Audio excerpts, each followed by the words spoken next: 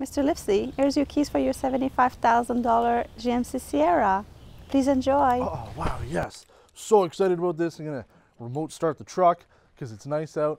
Don't need these anymore, right? It's a $75,000 truck. It's 2018. Let's go. So excited because this is a nice truck. Black, looks really good. Nice headlights, 22-inch chrome rims. So I'm just gonna use the keyless entry here to, okay, fine. There's no keyless entry maybe. We'll just use the fob here to get into the truck. No big deal. Oh, yes. Looking forward to this. Okay.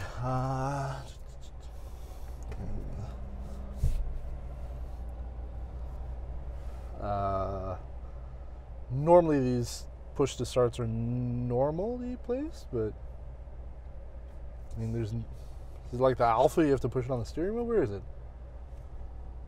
Are you serious?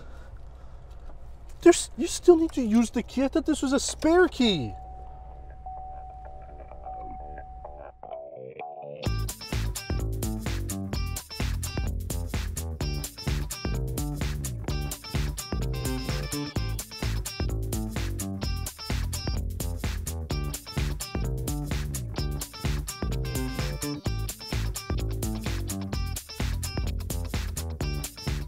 All right, so I know I was being a little cheeky there with the introduction and the whole push button start and lack of keyless entry. I do know that the next generation GMC Sierra, it's the same thing, has a push button start along with a few other little features that we don't see on this that we do find on other vehicles. We'll actually talk about that a little bit at the end, but this is a vehicle that's on sale today. People are buying the 2018 GMC Sierra, so I think it's important to note, but we will give GMC the benefit of the doubt. I mean, if you are using this for fleet management, for example, it is easier to put the keys into the ignition. So if you do have workers, maybe you have 5 or 10 of these trucks out there, the keys stay in the ignition so that way if they're in a pocket, somebody doesn't lose them. Maybe it's a little bit easier that way. But regardless, the 2019s rather will have push button start finally. Now we are going to be doing something a little bit different here on test drive. I mean, this is a truck. We've only done really the F-150 before, and I will admit that the views on that were not very good. We've talked about it before that I'm not necessarily a truck expert, but we do our best when we're doing this, and I think we're going to do something that you will find much more interesting. Rather than me just talking about this truck, showing all the features and taking it for a drive, we are going to attempt to do some more truck stuff kind of things. We're going to be putting this to its paces a little bit to be able to see what you can actually do with a vehicle like this, especially at the $75,000 price point. You do get a lot of features and there's a lot going on for it, but can you still use it for truck stuff? And is there even a point in using it for truck stuff with all the chrome and bells and whistles on it? So we're going to do something different and hopefully you'll enjoy it, but we're going to go and now do some truck stuff with this 2018 GMC Sierra Denali.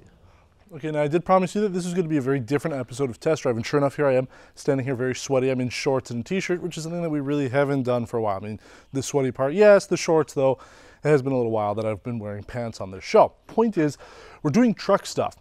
And we've moved in, this is actually, it's been 1 year since yesterday as of filming this, so this is actually July 13th, that we sold our house in Ontario, and then in about 5-6 days, we'll have moved in here. There are a set of construction tires that have been in our lawn for the entire time. They were left here by the lovely people who owned this house before. They thought that it was a toy. We think it's garbage. Now we do have everything ready to go. I've been digging these tires out for a couple months now, over the course of that time.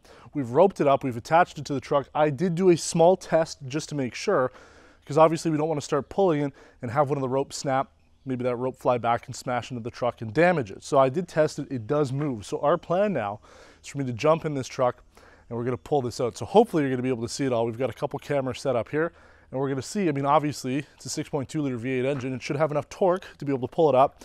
We're not on ideal conditions here. We do have basically sand on the front tires and then it's not any better with the gravel behind it. We have put the truck into 4-wheel low mode because obviously we're not going to be going too fast with it. We're just going to be pulling the tires out probably at about 2 or 3 kilometers an hour. So 4-wheel low is ideal for it. And my plan is to pull the tires completely out. And then I don't know, maybe we'll load them up into the back of the truck and get rid of them. So let's go on this journey of doing some truck stuff with the GMC Sierra Denali. Okay, so one of the other things that you can do with the back here, first of all, you don't slam the trunk down when you open up the back here. But one of the things I do like about this, and I'm sure it's available on other vehicles, and I know you can get it optioned on other vehicles as well, are the side steps. So I'm in a situation now where the only person that could actually help me get these bikes onto the truck is actually recording a video, But I could get these in here, no problem. But the other thing too, as I load these bikes up, let's say I need to get in to the bed to make sure things are good. With the F-150, I had a lot of trouble doing it. These side steps here make life a lot easier, especially for a big guy like me. I can get up here pretty much with no issue, get my bike sorted up, even though they actually don't fit that way. We are gonna have to turn the wheels a little bit to be able to shut the bed, but it works out really well. And then being able to get down, you just jump. But having those little side steps there is really good. Also at night, you do have LED lights built into the bed with the bed liner here, so you can see a little bit better at night. Might not be as powerful as you might expect, but it does help a little bit if you are doing work at night. Okay, so I know that removing tires from the ground isn't necessarily truck stuff. It doesn't really indicate whether or not the engine, the 6.2 liter V8 engine, is really worth the power and weight and all of that it's worth.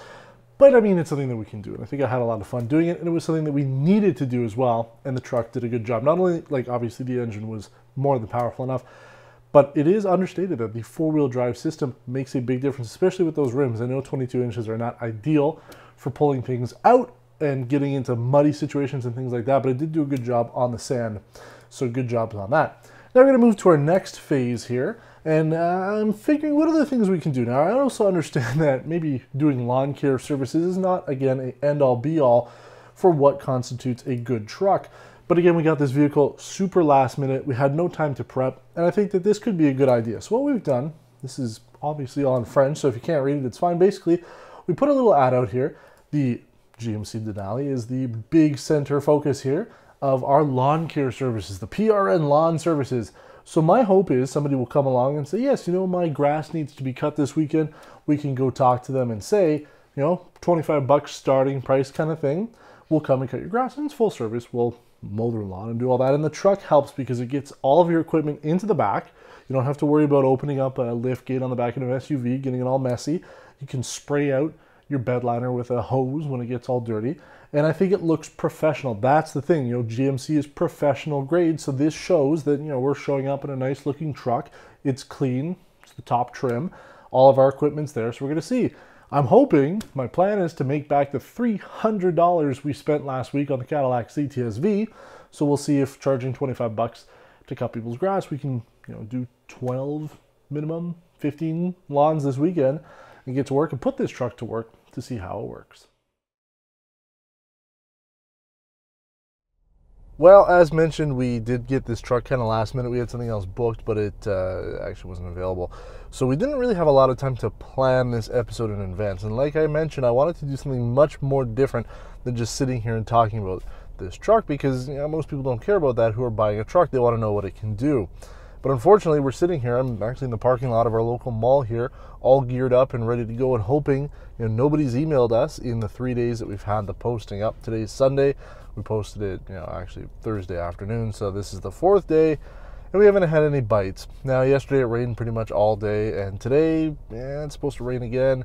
And a lot of people here, they already have a contract to have their grass cut, or they have a riding mower, so I think that that's probably one of the reasons why we haven't heard anybody, but it's tough, right? I mean, I understand that doing a lawn care service isn't the way to see if this is a professional grade truck. I get it, but again, on a last minute kind of, we're not really sure what we can do sort of deal, it's all we had available.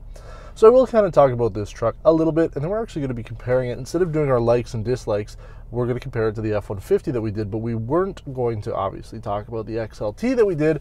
We'll compare it to the Limited. Now, on the inside here, you do get quite a bit. It's not maybe as luxurious as the F-150, which we'll talk about soon, but you do have heated front seats and ventilated seats. They do have 2 modes for the heat. You can have either just the back or the back and the bottom, so a little bit of customization there. Plus the ventilation is certainly nice, especially if you are working hard, you're using this like we were, pulling out those tires, you know, going back in and out of the truck, doing work, and then, you know, you kind of need to cool off a little bit. It is nice to have those ventilated seats. You do have all the other fixings that you would expect. Navigation, it's a decent one. We've seen it with other GM products. You have Apple CarPlay and Android Auto, Sirius XM radio, and there's actually a CD player too, which might be handy for some. Aside from that, you have, you know, kind of all the other standard things you would expect. You can change 2-wheel drive, 4-wheel drive, or automatic mode. You do have your headlights on the right here. You do have 2 memory settings plus an exit mode, and then your brake assist for your trailer if you do have one on the back. Obviously we don't, so we haven't been able to play with that at all. Aside from that, there's not a whole lot else. The back seats, there's really nothing back there. There's just a regular car outlet to be able to plug something in. It would have been nice to have USB back there, but there is actually quite a bit. There's 2 USB ports and an aux underneath here, plus another car charger. You do have 2 USB ports up in the center, along with 2 more car chargers, and then that 110 volt outlet for a house plug. So there is a lot. If you were to be using this, maybe not necessarily for contract work, but if you were using this in a professional setting, you have a laptop and some other devices, maybe you're an engineer, you have equipment that you need to have charged or plugged in, there is a lot of power that you can plug into this. So certainly a plus there. Now, if we think to the F-150, we did have a chance to film the Limited, which is the top trim. It really only comes with the blue interior, but I have to say it looks pretty nice. And really, the F-150 is the biggest competitor to any truck here sold in North America. I mean, that is the #1 seller, especially here in Canada. I think it's past 51 years. It's been the #1 truck, as we mentioned in our video. Now, the Limited is about the same price. This is $75,000. The Limited, I think, was about $77,000, $78,000 as configured. And that's the MSRPs. I'm sure somebody will put into the comments, you're never actually going to pay MSRP on a truck. It's certainly true. There's always incentives on these vehicles to be able to get the price down. So we do compare the MSRPs because that is really the benchmark for anything. Now, the F-150 has actually a little bit more going for it. You do have adaptive front radar cruise control. You do have blind spot monitoring. You do have a panoramic sunroof with it. And I do find that the interior is more premium. You do have kind of the same sort of setup, but I find that the plasticish wood trim here, actually, I'd be very surprised if this was actually real wood at all. This really does sound like plastic. The F-150, kind of the same thing, but you do have it in a little bit other places, and I do like that nice blue interior trim. It looks a little bit more premium. And that's the thing, the F-150 Limited feels like a more premium vehicle, although the GMC Sierra, especially with the Denali badge, is a more prestige brand. At least that's what I can tell. I mean, we've been driving around, and I think that there are people that have been looking at the truck, especially other GMC owners that might not have the Denali trim, but we've also seen a number of these Denalis on the road as well. So it certainly is a more prestige brand, but again, when it comes to trucks, people are really devoted to their brand.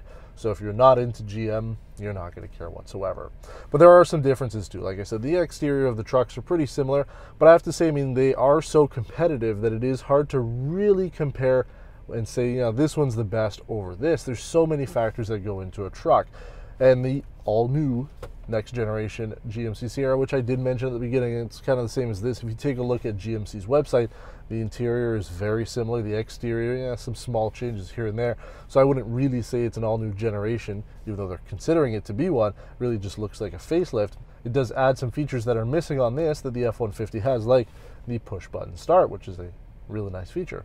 So there are some things that are coming with that version, but again, we're in the 2018, so we can only talk about what we have here. Now, I do enjoy this much more than the XLT Ford F-150 we drove, and it helps because it's got all the features, right? I do like having all the bells and whistles and being comfortable in a truck like this. The magnetic ride suspension certainly helps too. It makes it feel a little less bumpy and bouncy as you're going over, you know, larger holes and things like that. You do feel a little bit more SUV-like with this, and the magnetic ride system certainly helps. But I think it also helps too with the brand.